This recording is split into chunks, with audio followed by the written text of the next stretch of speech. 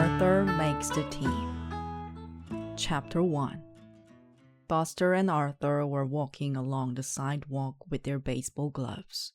As they walked, they tossed the ball back and forth. "So, do you think you'll be good at baseball?"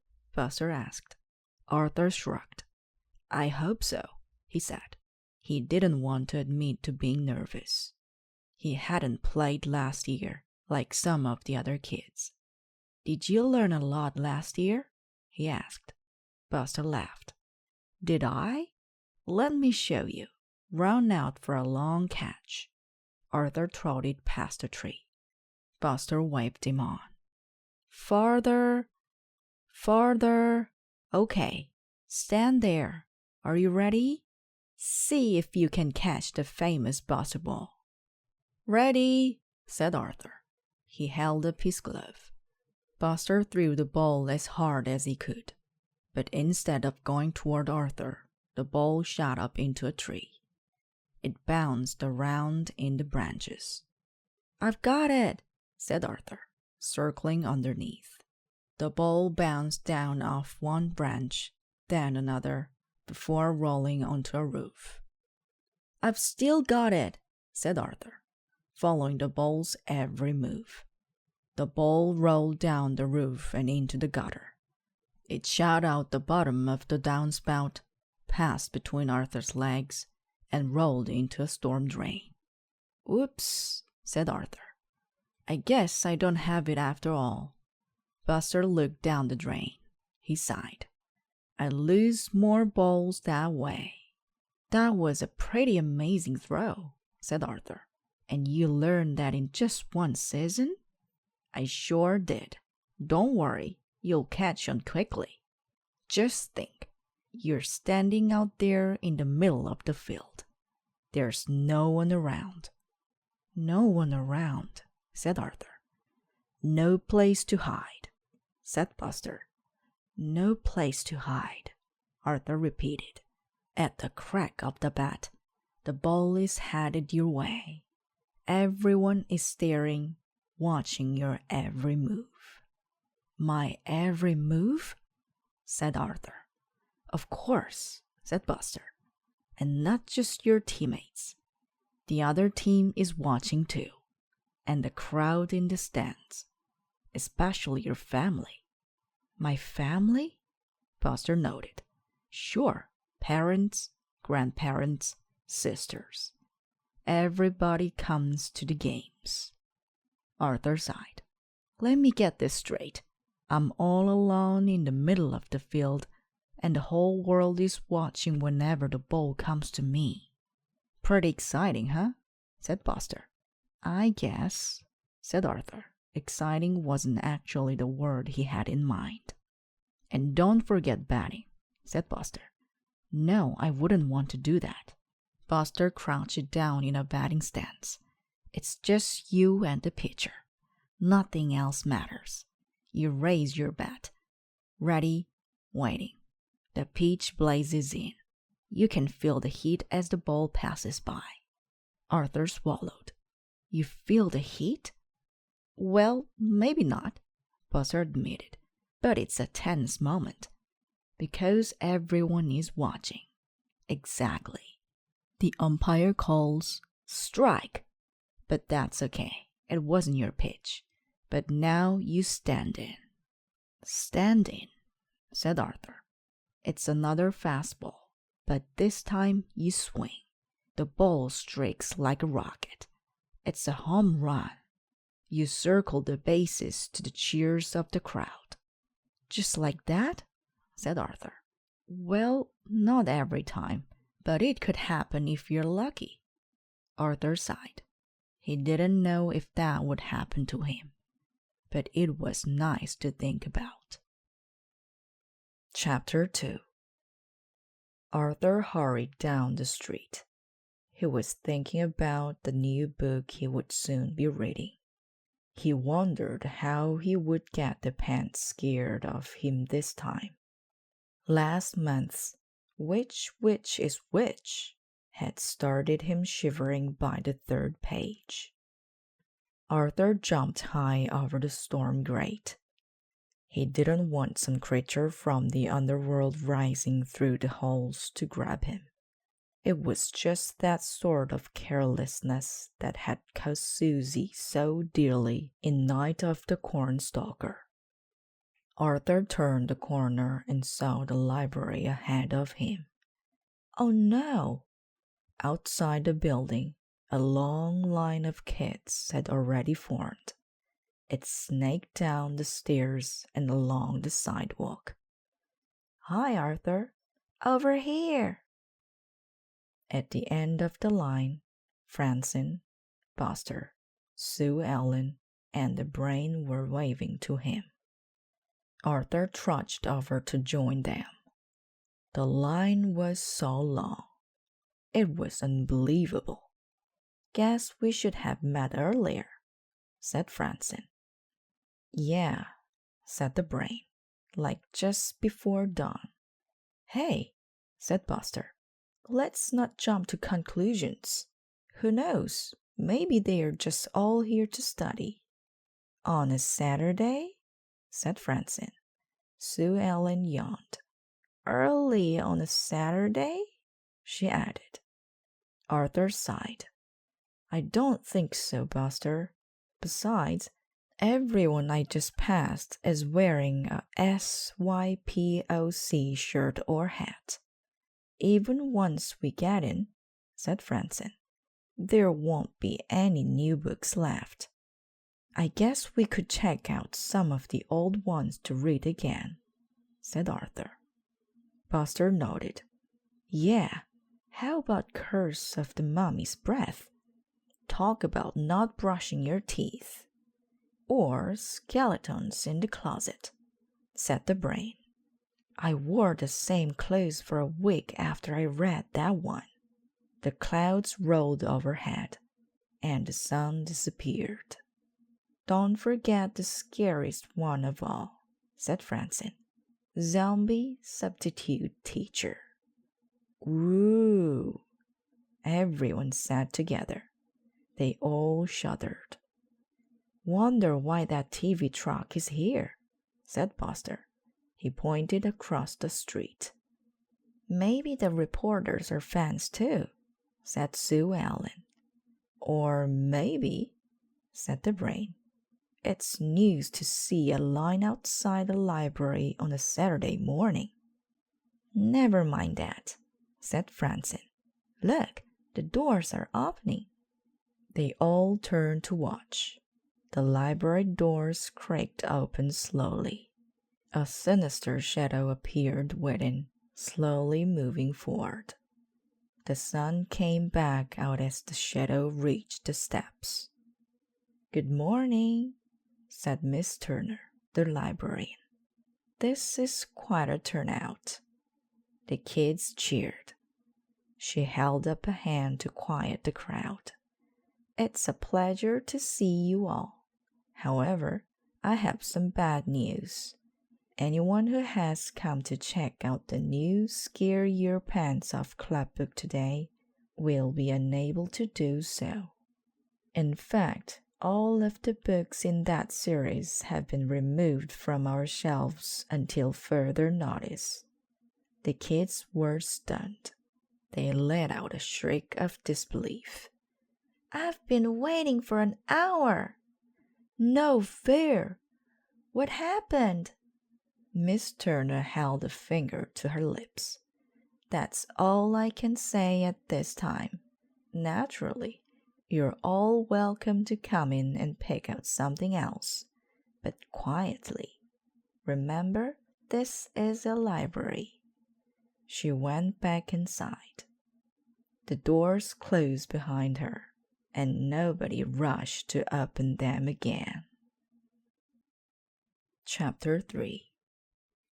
I don't get it, said Arthur as the kids walked away. Who would want to get rid of our books? Not all our books, Francine reminded him. Just the Scare Your Pants Off club books. Why pick on them? Asked Buster. Nobody had a quick answer. Hey, said Sue Ellen. Look at that. She pointed to a TV store across the street. The SYPOC logo filled the screen. Everyone crossed the street to find out what was going on. In suburban Elwood City, said the news reporter, a parents' group has chased some children's books off the shelves of public library. The picture showed the library and all the kids waiting online. That's us, said the brain. How did we get on TV so fast? Asked Buster. I imagine, said the brain, that they used a satellite downfeed to get these pictures back to the studio. Shh, said Francine. I want to hear the rest. The parents group called PAWS, Parents Against Weird Stories, says the scary stories are bad for kids.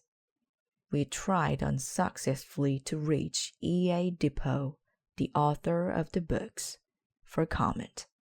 Hoping to build more support, PAWS is holding a rally for concerned parents. They will meet on the library steps at 1 o'clock tomorrow afternoon. The news moved on to other stories. Red alert! Buster shouted. If we ever want the pants scared off us again, we've got to do something, and fast. But what? Asked Francine. The brain scratched his head. Generally speaking, he said, minors have limited access to legal recourse or arbitration. Which means, said Arthur, that there isn't much we can do. He looked around at his friends. But I'm not willing to give up yet. We've never given up before. Sure we have, said Buster. Lots of times, said Francine. We are good at giving up, said Sue Ellen. Not when it's important, said Arthur. Remember the time you helped clean out my garage so I could go with you to see Galaxy Avengers? Arthur remembered it well. Francine was carrying 2 heavy bags of trash.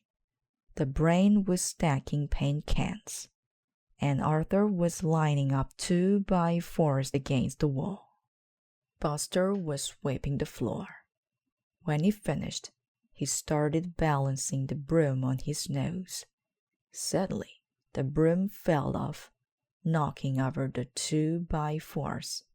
They fell onto the paint cans, which opened and spilled paint everywhere.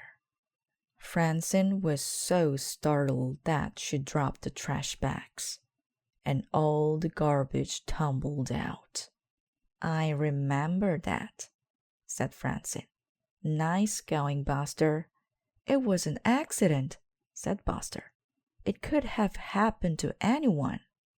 The point is, said Arthur, we made it to the movie. The next day, said the brain, after we cleaned up everything. Okay, said Arthur. So we hit a few bumps along the way. What about the time Buster needed help with his math? Buster was sitting on his couch, deep in concentration. His homework and math books were spread out around him. Come on, Buster, said Arthur. You can get this. He and Francine were wearing the numbers 7 and 3 on their chests. Pal was standing between them with an X, the multiplication symbol, draped over him. The brain had an equal sign taped to his forehead. Think quickly, said the brain. My forehead is beginning to itch. 21, said Buster. The answer was 21. I still remember it. See, said Arthur.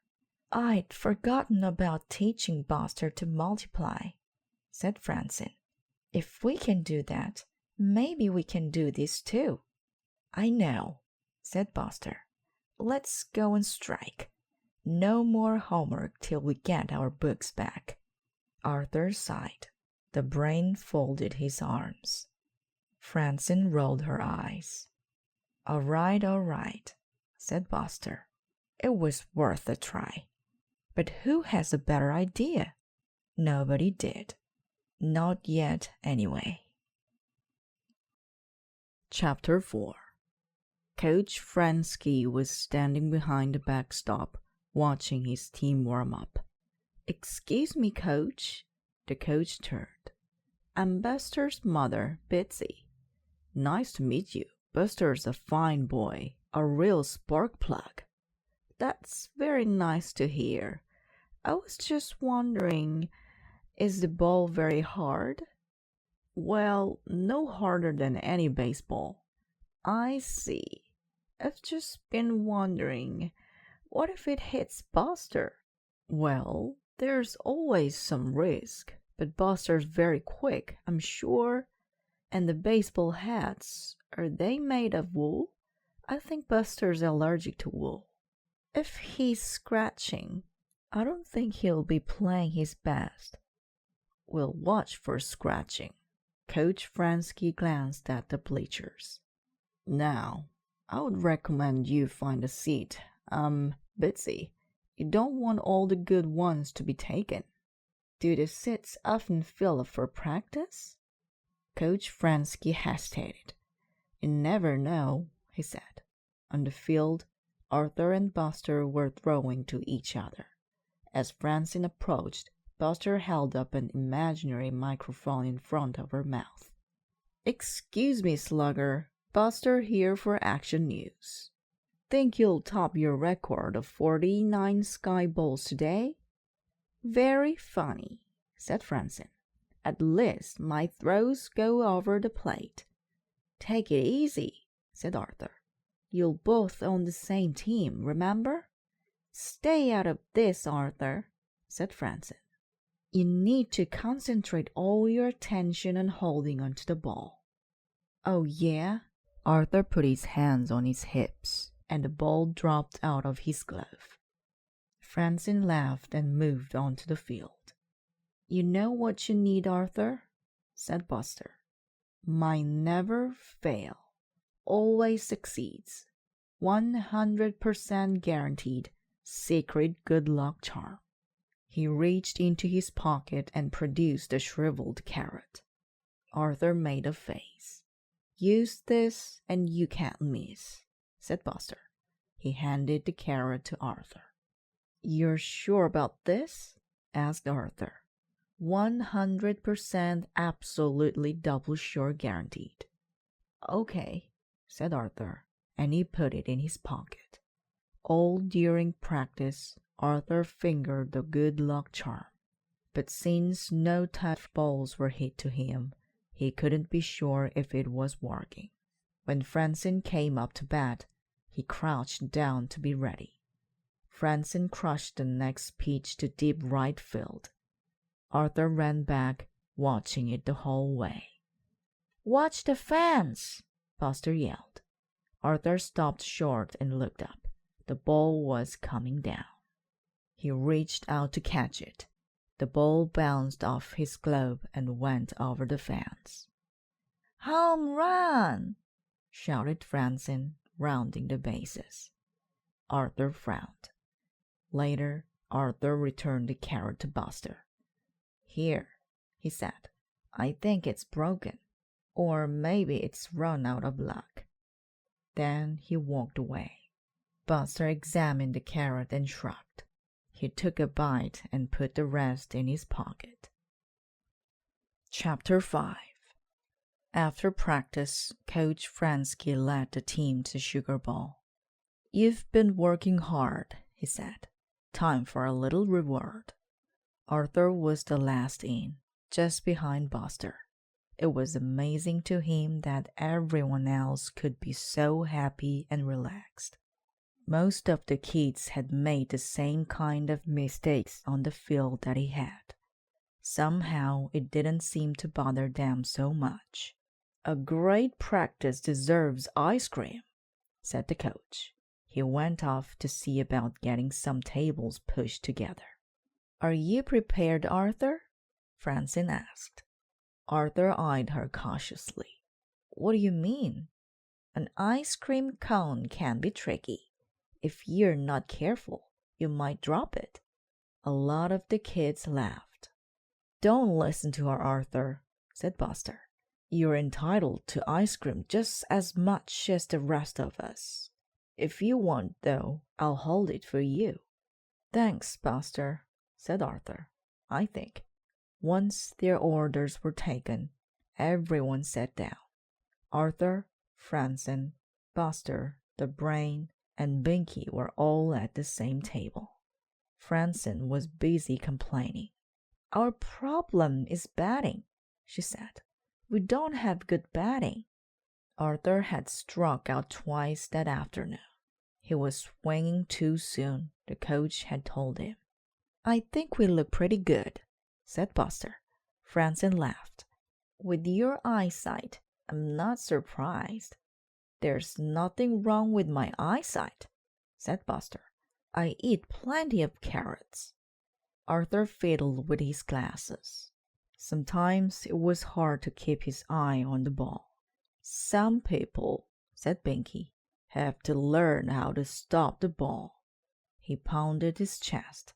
"Even if you can't keep it in your glove, you keep it in front of you." Arthur looked down at his legs. Balls had passed through them so often, they felt like goalposts. "If we concentrate on learning the fundamentals," said the Brain, "our chances of winning will improve over time." "I suppose," said Francine, "but they don't look too good right now." "Well," said the Brain, "it would help if you stopped throwing the ball over Fern's head." "I didn't do that," said Francine, "and she was standing too close anyway." Coach Krensky arrived at the table with 2 pitchers of soda. "Hey," he said, frowning, "I don't want to hear any talk like that. We're a team, remember?" Everyone shut up. Coach Krensky surveyed the table. "Where's Arthur?" he asked. "He was here a second ago," said Buster. "Probably went for napkins," said Binky. "Look," said the Brain. He pointed out the window. Arthur was slinking up the street. A line of drips from his ice cream cone trailed behind him. "I guess he wasn't in the mood for talk," said Francine. "I guess not," said her father. But he stood there thinking it over for a long time. Chapter 6. At dinner, Arthur sat quietly at the table. He barely touched his hamburger. He wasn't very hungry. The same could not be said for D.W. Her hamburger was half gone, and she was munching away on corn on the cob. "I see you favor the rolling approach," said her father. D.W. looked confused. "What's that?" "It's when you roll your corn around before moving it down a little and rolling it some more." D.W. stopped to look at her corn. "It's the best way," she said. "Don't be so sure," said her mother. "Some people favor the typewriter approach, eating all the way across in a row, turning the cob a little, and then starting a new row." D.W. shrugged. "My way is better," she said. "For you, sweetie," said her mother. "What do you think, Arthur?" asked Mr. Reed. "Huh?" Arthur hadn't been listening. "Which way do you like to eat corn?" his father asked. Arthur sighed. "Whichever way you make the fewest mistakes." Mr. Reed looked confused. "I'm not sure you can make a mistake eating corn," he said. "True, you could miss a kernel here or there, but I'm not sure that really counts." "Arthur's not talking about corn," said D.W. "He's talking about baseball." "How are your practices going?" asked his mother. "Not too well," said Arthur. "I know what to do in my head, but my body doesn't always go along." That's perfectly natural, said Mr. Reed. Be patient, Arthur. You're paying attention, and that's what's important. Baseball is 99% concentration. Sometimes it feels like everyone is concentrating on what a bad job I'm doing. Not Coach Francine, though. He's always encouraging. He says I'm making good progress. Which parts do you feel comfortable with? Asked his mother. Arthur stopped to think. I can throw okay, and when the ball is hit to me, I can get to the right place. But you can't catch the ball, said D.W. D.W., said her father, you'll catch more than a ball if you say another word. D.W. went back to her corn. Arthur stared at his plate. She's right, he said. It's what everyone else says. Nonsense, said Mr. Reed. I'm sure you're making a positive contribution. There are probably people talking about it even now. You really think so? Mr. Reed nodded. Absolutely. So you'd better it up. Ball players need their strength. Arthur nodded. With their first game coming up, he wanted to be ready. He picked up his corn in both hands. With a look at D.W., he began eating it across in rows.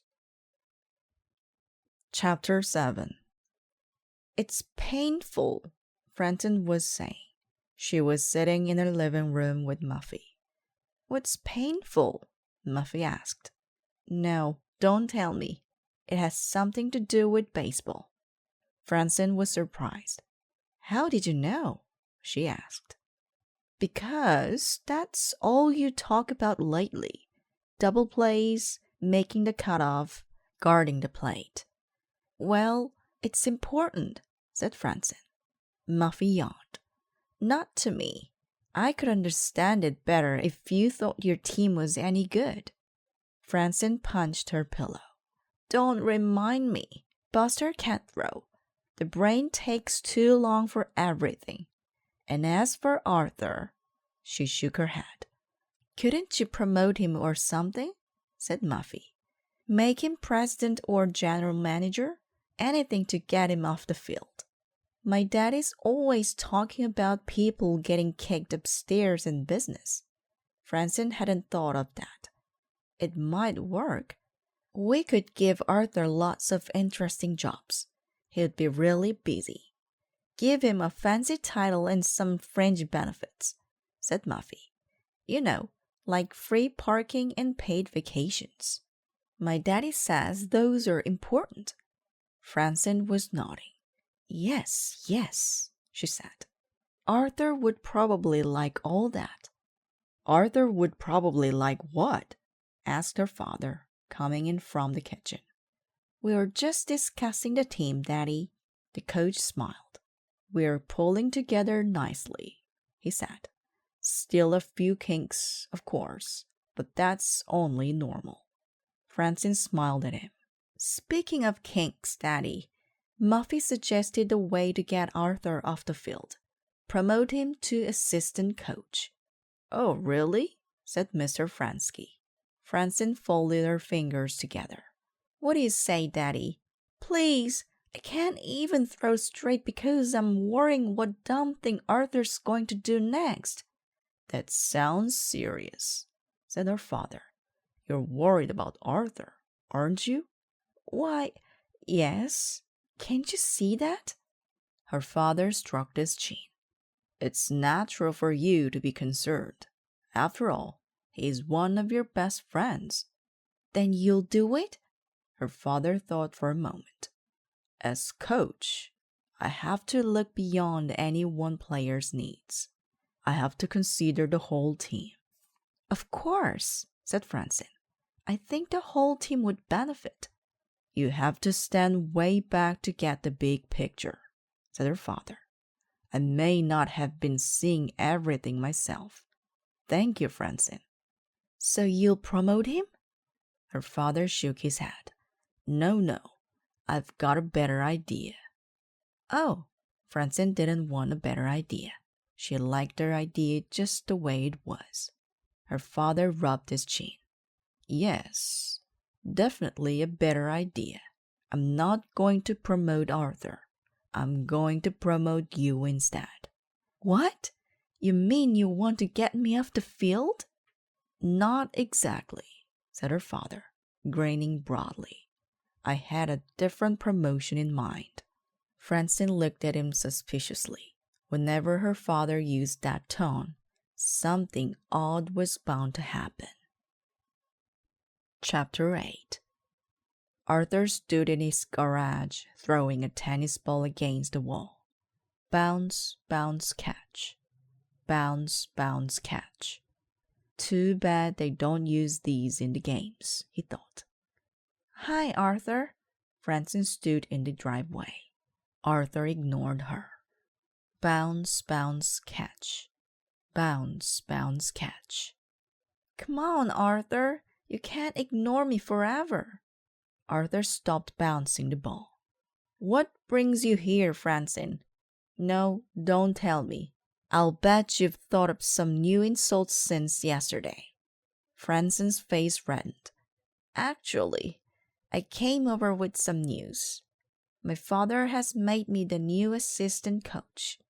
Congratulations. Would that be assistant coach in charge of criticism? No. Look, Arthur, maybe I have gotten a little carried away lately. I'm sorry. But now my dad says I have to make sure the team works together. She took out a baseball. And my first project is you. Me? Arthur crossed his arms. What if I don't want to be a project? Would you rather be teased and feel embarrassed all the time? Arthur sighed. He picked up his glove and they went into the backyard. Ready? Said Francine. She threw the ball high overhead. Arthur circled underneath it. I've got it! I've got it! The ball landed 5 feet away. Francine smothered a giggle. Let's try again, she said. She picked up the ball and threw it up into the air. Arthur raised his glove. That's it, said Francine. Get under it. Arthur followed the ball's path until the sun blinded him. He raised his arm to block the sun, and the ball hit him on the head. Ouch! Well, said Francine, at least you were under it. Look. She came over to show him. Use your glove to keep the sun out of your eyes. That also puts the glove in a better place to catch the ball. Don't think about doing everything at once. Break it into steps. Oh, said Arthur. I see. One more time. She threw the ball up again. This time, Arthur used his glove to block the sun. He circled and circled and caught the ball. Arthur smiled. Francine smiled too. They practiced a few more times. I think you're getting the hang of this, Arthur. He thought so too. Thanks, Francine. You know, you might take a little advice yourself. Me? About what? About pitching your fastball. He crouched down into a catching stance. Come on, fire it in here. Francine threw the ball. It sailed over Arthur's head, Pal's doghouse, and the fence. While Francine went to get the ball, Arthur stopped to think. All right, said Francine, returning to her position. Let's try again. Wait a minute, said Arthur. You know, Francine, maybe you should think about your pitching the same way you told me to think about my catching. What do you mean? Breaking it into steps. Look, when you throw, you need to push up with your legs first and use your shoulder. And even after you release the ball, you still have to follow through. How do you know so much about it? Arthur looked a little embarrassed. Well, actually, it was DW. I heard her explaining the whole thing to my mother. You're telling me to take advice from DW? Arthur shrugged. Nobody has to know. especially DW. What have you got to lose? All right, said Francine. She got ready. Legs, shoulder. She fired the ball in at Arthur. Ouch! He shouted. He pulled his hand out of his glove and shook it. That was a real fastball. Francine looked pleased. It was, wasn't it? She said. Thanks for the tip. You're welcome, said Arthur. Francine paused. I really am sorry I teased you so much before. Arthur nodded. Well, you do overdo it sometimes. If I ever overdo it again, let me know. Deal? Deal. It was kind of your fault, though. My fault? Said Arthur. How do you figure that? Well, if you hadn't kept dropping balls, I wouldn't have teased you. Oh, yeah? Well, at least when I throw a ball, it lands in the same neighborhood. As Francine started to answer, she suddenly froze and laughed. Arthur laughed too. Here we go again, he said. Chapter 9. Coach Krensky paced back and forth in front of his bench. Okay, team, this is our first game. The Penguins are pretty good, I hear. He took a deep breath. But I want you to play just the way you have in practice. Just go out and have fun. The coach clapped his hands. Okay, Tim, let's go. The Eagles took the field. In the first inning, a ball was hit sharply on the ground to Arthur. He fielded it cleanly and threw to second base. All right, Arthur, said Buster. His parents cheered from the bleachers. That's my brother, DW told everyone around her. I taught him everything he knows. The next 4 innings passed quickly. Each team scored 2 runs. In the bottom of the 5th, Arthur came up to bat for the second time. He had walked before. Now he rapped a single to center. Way to go, Arthur, yelled Francine from the bench. Buster was next. He fouled off 2 pitches but swung all the way around on the 3rd. Strike 3, shouted the umpire. Mrs. Baxter stood up in the stands and clapped. Way to swing, Buster, she called out. The Brain pitched the last 2 innings. The 6th was scoreless, but in the top of the 7th, the Penguins scored a run to take the lead. Then, with 1 out, their 5th batter singled to first and reached 3rd on an overthrow. The next batter came up. The Brain licked his finger, testing the wind direction. Then he threw to the plate. Thwack! It was a deep fly ball. It's yours, Arthur, Francine called from second base. I can't watch, said Buster in left field. Arthur backpedaled over the grass. He blinked a few times, but he never took his eye off the ball. Remember what Francine said, he told himself.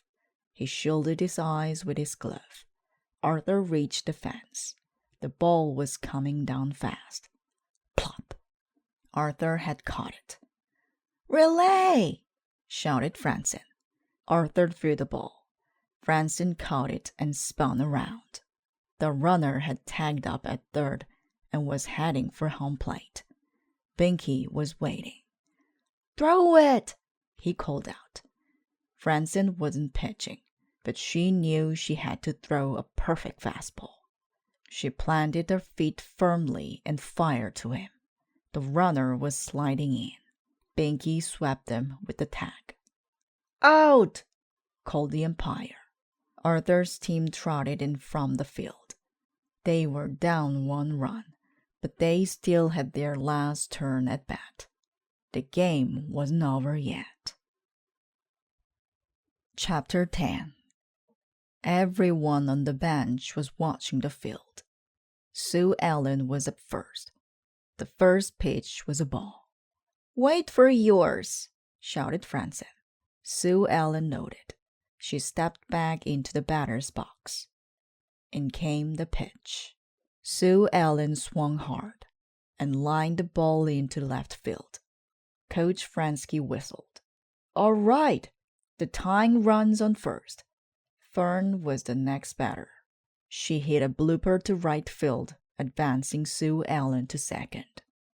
Keep it going, said the coach. Now Binky came to the plate. He tapped the dirt from his cleats and cocked his bat. In came the pitch. Binky swung hard, but a little early. The ball went deep to right field, but it was caught just before the fence. He was out. But Sue Ellen tagged up at second and ran to third. Buster was up next. Just make good contact, said the coach. A single ties it. Kip is alive. Buster noted. He watched the first 2 pitches pass. 1 ball and 1 strike. The third pitch came in. Buster jumped on it. The ball popped up a mile high. Everyone looked up. The pitcher called for the catch. Arthur held his breath. Maybe the pitcher would trip on the grass, or be blinded by the sun, or get a sudden itch in his back and scratch it with his glove. Thump! The ball was caught. The game was over. The Penguins had won. Buster trudged back to the dugout as the other team ran off the field, cheering in victory. Good effort, Buster, said the coach. I thought that one was heading for the fence. Me too, said Arthur. Good try. Francine stormed over to Buster. Boy, Buster, all we needed was 1 little hit, and you couldn't. Arthur coughed. Francine looked at him. And you couldn't have made a better try. Good job. She patted Buster on the shoulder. Their families gathered round for a few minutes before everyone headed home. Arthur, Francine, and Buster were the last to leave. They replayed the whole game in their minds. We really did pretty well, said Arthur, and the season's just starting. That's right, said Francine. The next game will be better. Buster shrugged. I hope so, he said. You know, Buster, said Arthur, Francine gave me some baseball tips the other day. Maybe she could do the same for you. I don't know, said Buster. Just think about all the power you put into your Buster ball, said Francine. Buster brightened. We just need to find a way to get that power into your bat. We'll have to get together and... What about now? Buster asked. Now? Francine looked around. The field was empty. Buster grabbed the bat and went to home plate.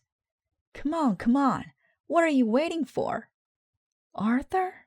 Whispered Francine. Yes? Thanks for stopping me before I teased Buster the way I teased you. You're welcome. And thanks for helping me with my game. See? Teamwork is the answer. Francine noted. Yeah, but soccer season is coming up. And if you stink at that, I get to tease you all over again. With that, she went to the pitcher's mound, leaving Arthur to go behind the plate. All right, Buster, pay attention. First thing we do... Arthur smiled. He wouldn't say that Francine would never learn, but it definitely was going to take some time.